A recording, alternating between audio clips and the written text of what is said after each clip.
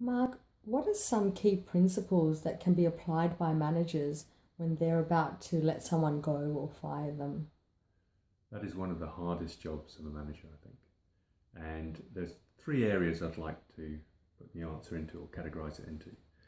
The first one is around the structure. And one key principle there is to include a third party. Companies usually do that with an HR manager or a representative, but some form of third party to observe, to step in if things get really difficult, perhaps.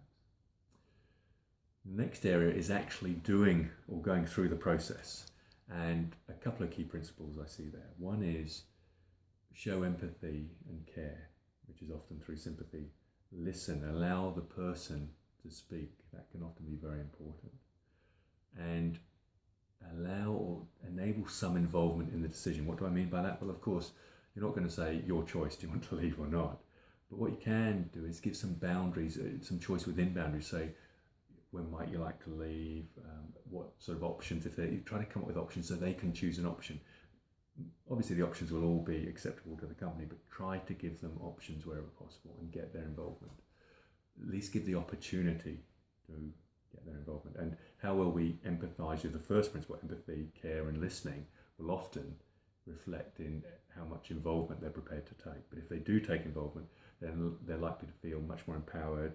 They're, in terms of their ego and self-worth, is much more maintained in what is a very difficult situation. Don't just do it. Practice, but get somebody in and pretend they're the person and just practice it. It's amazing what comes out of practice.